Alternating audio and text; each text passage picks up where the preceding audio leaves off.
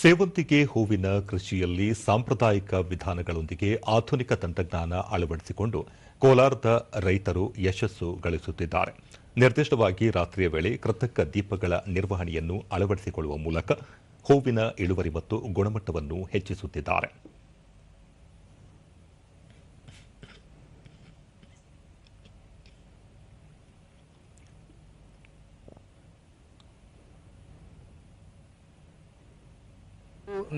ಈ ಕುರಿತು ದೂರದರ್ಶನದೊಂದಿಗೆ ತೋಟಗಾರಿಕಾ ಮಹಾವಿದ್ಯಾಲಯದ ವಿಜ್ಞಾನಿ ಡಾ ಶಿವಾನಂದ ಹೊಂಗಲ್ ಈ ಕೃಷಿ ತಂತ್ರಜ್ಞಾನದ ಮಹತ್ವವನ್ನು ಒತ್ತಿ ಹೇಳಿದರು. ಕೋಲಾರದ ರೈತರು ಸ್ವಾಭಾವಿಕ ಬೆಳೆಯ ಜೊತೆಗೆ ಕೃತಕ ಬೆಳೆಯ ನಿರ್ವಹಣೆಯ ಮೂಲಕ ಸೇವಂತಿಗೆ ಹೂ ಬೆಳೆದು ಅತಿ ಹೆಚ್ಚು ಮಾರಾಟ ಮಾಡುತ್ತಿದ್ದಾರೆ ಎಂದು ತಿಳಿಸಿದರು.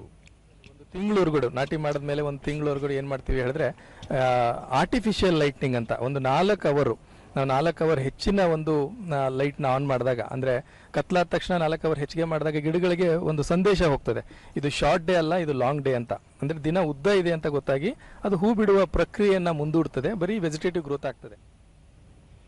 ರೈತ ದಿಲೀಪ್ ಕೃತಕ ದೀಪಗಳ ಅಳವಡಿಕೆಯಿಂದ ರೆಂಬೆಗಳು ಹೆಚ್ಚಾದಂತೆ ಹೆಚ್ಚು ಹೂವಿನ ಮೂಗುಗಳು ಉಂಟಾಗುತ್ತವೆ. ಇದು ಅಂತಿಮವಾಗಿ ಪ್ರತಿ ಸಸ್ಯದಿಂದ ಹೆಚ್ಚಿನ ಸಂಖ್ಯೆಯ ಹೂಗಳನ್ನು ಮತ್ತು ಉತ್ತಮ ಗುಣಮಟ್ಟದ ಉದ್ದನೆಯ ಕಾಂಡದ ಹೂಗಳನ್ನು ಪಡೆಯಲು ಸಹಾಯವಾಗುತ್ತದೆ ಎಂದರು.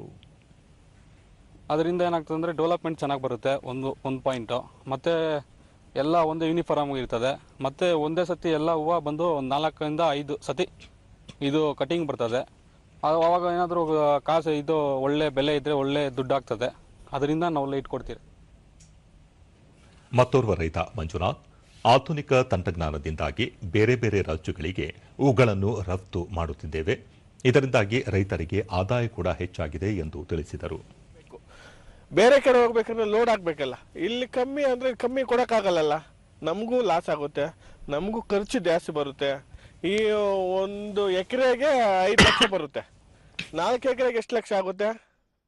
ಅದರಿಂದ ನಾವು ಎಕ್ಸ್ಪೋರ್ಟ್ಗೆ ಮೆಡ್ರಾಸು, ಕೇರಳ, ಇಲ್ಲಾಂದ್ರೆ ಅದು ಒಂಗೋಲು, ಈ ಕಡೆ ದೂರದಿಂದ ಕೊಡ್ತೀರಿ.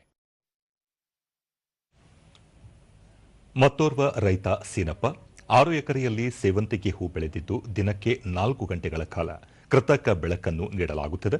ಇದರಿಂದಾಗಿ ಯಾವುದೇ ವನ್ಯಜೀವಿಗಳು ಕೂಡ ಇತ್ತ ಸುಳಿಯುತ್ತಿಲ್ಲ ಎಂದು ತಿಳಿಸಿದರು. ಮಾಡಿದ್ರೆ ಗಿಡ ಚೆನ್ನಾಗಿ ಡೆವಲಪ್ಮೆಂಟು ಆಗ್ತದೆ.